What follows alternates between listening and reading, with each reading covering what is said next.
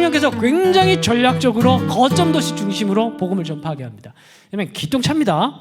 그래서 당시 로마 제국에는 주요 도시들이 몇 개가 있었는데 당연히 첫 번째는 로마겠죠. 로마 같은 경우에는 여러분 이제 보시겠지만은 이 거미줄 같은 도로들이 쫙 깔려 있었고, 그리고 이 도로를 통해서 여러분 티베리우스라는 황제가 있었어요. 티베리우스가 애가 휴양지에 가가지고 거기서 지금 혼자 이제 먹고 살면서 편지를 통해서 통치를 합니다. 무슨 말이냐면 그만큼 우편 시설이 매우 발달했던 곳이 어디다? 로마. 그 사실은 로마 때 세워진 법체계, 우편, 이런 어떤 체계들이 오늘날 서구 사회의 토대를 놓았다고 해요. 그러니까 로마를 가리켜서 뭐라고 얘기하냐면 마더보드라고 합니다. 그 정도로 로마는 기본 중에 기본을 놓은 그런 나라이고 도시이고, 그리고 이제 이 로마가 이 세계 전체 인프라를 다 구축을 했다면 이 인프라 안에 소프트웨어는 누가 깔았냐? 알렉산더가 소프트웨어를 깔았어요. 그 소프트웨어의 언어는 영어도 아니야, 일본어도 아니고 독일어도 아니야. 뭐예요? 그리스어, 헬라어. 그래서 외국어가 자기 민족 언어를 쓰지만은 국제적으로 뭔가 하려고 그러면 전부 다 헬라어를 써야 했던 시대가 로마 시대였습니다. 그러니까 그리고 또 70인경에 오래전에 번역이 돼가지고 곳곳에 이방인들의 경건한 이방인들이 나타나기 시작했어요. 루디아 같은 그런 여인들. 그러면서 이 양반들은 회당에 가가지고 막 복음을 들으면서 뭔가 여호와 하나님에 대한 그런 것들을 막 소망하고 있지만은 유대인들이 너는 그래 말씀은 듣고 헌금은 내지만 저 뒤에 앉아 있어. 너 구원은 못 받아. 이렇게 얘기하는 분위기 속에서 계속 경건한 이방인들이 많아지던 그런 시기였습니다. 이런 시기에 복음이 딱 들어가니까 어떻게 된 거예요? 예? 이 도로를 타고 다니면서 사도들이, 예수님의 제자들이 도로를 타고 다니면서 막 복음을 전파하고 문제 생기면 편지 보내서 문제 해결하고, 그리고 만약에 이때 당시 언어가 통일이 안 돼 있었다면 얼마나 늦게 복음이 전파됐을까요? 그죠? 다 방언받아야 복음을 전파할 수 있었던 거예요. 근데 방언 안 받아도 헬라어 때문에 통일돼 다 저는 복음을 전파할 수 있는 거예요. 그래서 하나님께서 일부러 세팅을 다 해놨어요. 싹 다 해놓고 영적인 분위기도 만져놓고 마치 곡식이 이거 가지고 언제 날 좀 추수해 주소 그러고 있었던 게 1세기 당시의 모습이라는 겁니다. 그러면서 성령께서 오순절 예수께서 이제 그때 당시 오셔가지고 하시고 성령께서 이제 딱 임하셔가지고 이제 쫙 그렇게 하신 거예요. 자, 이제 그런데 여러 가지 도시 중에 이제 알렉산드리아가 있고, 이 알렉산드리아가 로마 시대 당시에 가장 크고 부유한 도시였습니다. 인구 50만. 감이 안 오시나 봐요. 인구 50만. 수원 인구가 100만입니다.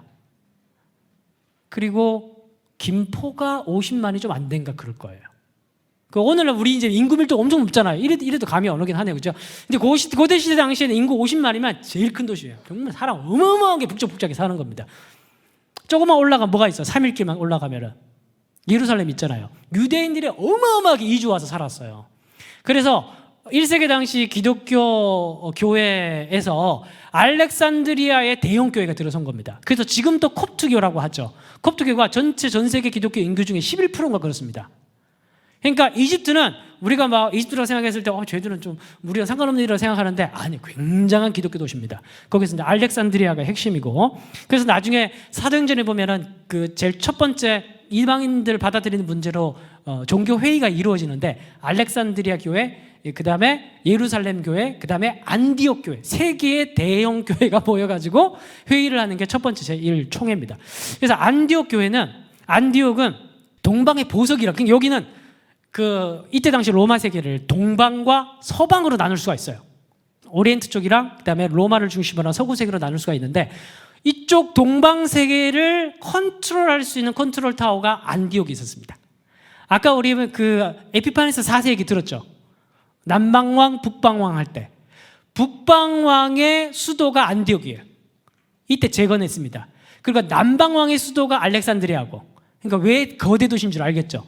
그리고 이제 에베소라는 지역이 있는데, 이제 아나톨리, 그러니까 쭉 시리아에서 버스를 타고 쭉 이제 직선에서 쭉 가면 저쪽 끝에 해변에 에베소가 있습니다. 에베소. 근데 그 에베소는 거기서 딱 건너가면 바로 배 타고 바로 건너가면 그리스, 유럽으로 넘어가는 거예요. 경계고 여기는 뭐가 발달했냐면 문화 종교가 발달을 했었습니다. 그래서 역사책에 하면은 클레오파트라가 심심하면 안토니우스 꼬셔가지고 에베소 가서 쇼핑을 했다 그래요.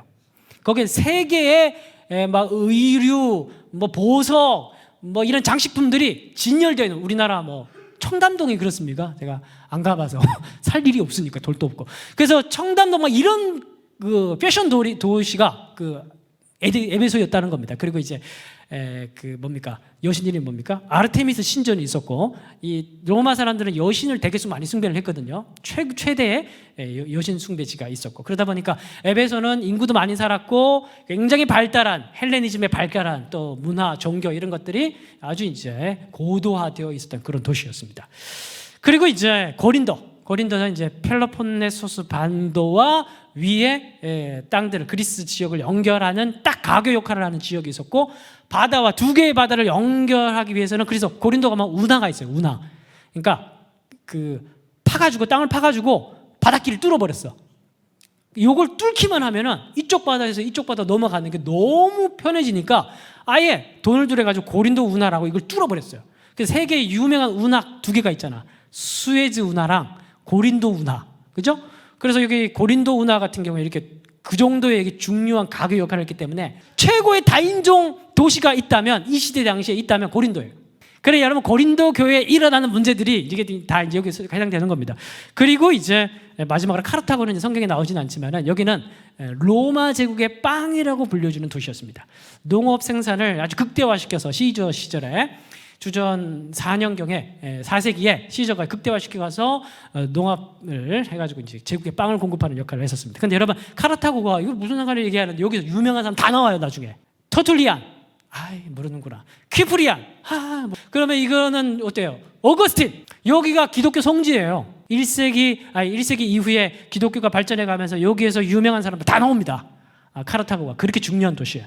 자, 이렇게 로마 도시들이 있는데, 제가 지금 세팅을 쫙 한 거야 지금. 쫙 이제 주요 거점 도시, 이 거점 도시 위주로 딱 공략을 해가지고 부흥이 빡 일어나면 쫙 퍼지는 거죠.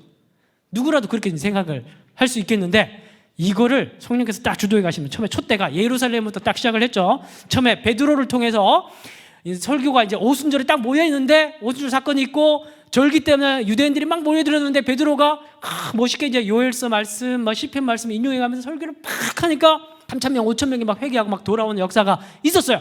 디아스포라 되어 있었던 유대인들이 절기를 지키려고 왔다가 변화되고 성령 체험을 했으니까 이제 돌아가야지 집으로. 근데 여러분, 그 사도행전 읽어보면은 뭐 어느 지역에 있는데 왔다 이렇게 기록되어 있는데, 그걸 한번 딱 해가지고 딱 점을 찍어보면 로마 제국 전체입니다. 그러니까 한 방에 이렇게 효율적으로 사역하시는 분이 성령님이세요. 예? 그래서 우리가 선교 사역을 할 때는 어떻게 하면 효율적으로 할까, 무식하게 하지 말고 어떻게 하면 효율적으로 할까 좀 생각을 해야 돼. 전략적으로 한 방에 정말 쫙 뿌려버리면서 초벌구리를 해버리는 거예요. 그래서 여러분, 그 로마 교회 있죠. 로마 교회가 대형 교회거든요. 근데 나중에 바울이 로마서를 쓸 때 우리가 서로 잘 모르지만 난 이런 사람이니까 나를 좀 선교사로 파송해달라 그러면서 쓴 게 로마서입니다. 로마서가 어마어마하게 큰 대형 교회가 됐어요. 바울이 편지를 쓸 때죠. 그럼 로마 교회는 누가 가서 복음을 전했냐? 아무도 간 사람이 없는데. 이런 의문이 있을 수 있겠죠. 그게 바로 사도행전 이야기에 다 풀리는 거예요. 그러면서 성령께서 베드로의 그 한 사람의 그 설교와 그 시절의 그 부흥 역사를 통해서 한 방에 로마 제국에 먼저 하면 쫙 풀어놓고 제국이 들썩 한 상태로 만들어 놓고, 그 다음에 이 촛대가 어디로 갑니까? 근데 여러분, 안타깝게도 예루살렘은 이때 한번 반짝하고 그 뒤부터 역사의 뒤안길로 사라져 버립니다. 예루살렘 교회가. 뭐 때문에? 보수파 유대인 그리스도인들 때문에. 그러면서 사사건건 유대인들이 교회 안으로 들어온 걸 발목 잡죠. 역성교하고, 그죠? 자, 그러니까 하나님께서는 옮겨버리는 거예요. 뭘? 촛대를. 촛대뼈를 까면서 촛대를 옮겨버리는 거예요. 너 계속 그렇게 살래? 그러면서, 그런데 그게 아쉬워하지 말라는 거예요. 역사를 보면서 그걸 너무 아쉬워하지 말라는 거예요. 무슨 말이냐면, 여러분들의 교회가 우리 교회 왜 이러지? 아쉬워하지 말라는 거예요.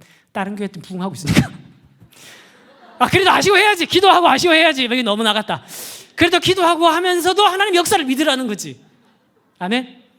옛날에 화려했던, 그놈의 화려했던 옛날에 그거 좀 없애버리라는 거죠. 그거 없애버리고 하나님 역사를 믿으라는 거예요. 나는 부족하고 우리는 쪼그라들고 있을지 모르겠지만 촉에서 지금 성령께서 역사하고 계신다니까. 촛대가 어디로 가서 지금 안디옥으로 간 거야. 왜 안디옥으로 갔는지 알겠죠? 거점 도시. 거기를 중심으로 해가지고 하나님께 누구를 보내요? 바나바를 보내가지고 또 들썩하게 만들죠. 얼마나 회개하고 돌아왔던지 사람들이 저 사람들은 그리스도인이다. 예수께 속한 사람. 처음으로 그리스도인이라는 별명이 붙여질 정도로. 그러면서 안디옥에 부흥이 있고 바나바가 이 너무 많아져가지고 이거 감당이 안 된다. 응? 부목사 한 명 써야겠다. 누굴 데려왔어요? 바울 데려가지고 같이 동역을 하기 시작합니다. 그러면서 이제 바나바가 사라지고 이제 누구로 바뀝니까? 촛대가 사람도 바뀌는 거예요. 여러분들의 목사님이 이제 마음에 안 들어요. 괜찮아요. 다른 교회 목사님이 이제 더 잘하고 있는 사람, 김리한 목사님 생기고 있으니까. 농담이에요. 그러니까 그거 아쉬워. 그 사람을 보면서 사실 너무 의지하지 말라는 거예요. 교회, 개교회주의 생각하지 말라는 거예요. 물론 이제 그런 안타까운 마음이 한편으로는 있지만은 그런 한편 또 한편으로는 하나님에 대한 역사를 기대하고 거기에 그냥 하나님의 역사 큰 관점에서 보라는 겁니다. 또 한편으로는 나도 그렇게 역사의 뒤안길로 사라질 수 있으니 그렇지 않도록 늘 깨어있어 기도하라는 거고 저한테 할 말이에요. 그래서 이제 이 바울이라는 사람이 이제 바뀌죠. 그러면서 바울을 통해서 하나님께서 엄청 큰 일을 하십니다. 그죠? 그러면서 이쪽 지역을 다 바울을 통해서 휩쓸면서 로마까지, 나중에 스페인까지, 로마 제국 끝까지 이제 복음 전파하는 이야기가 나옵니다.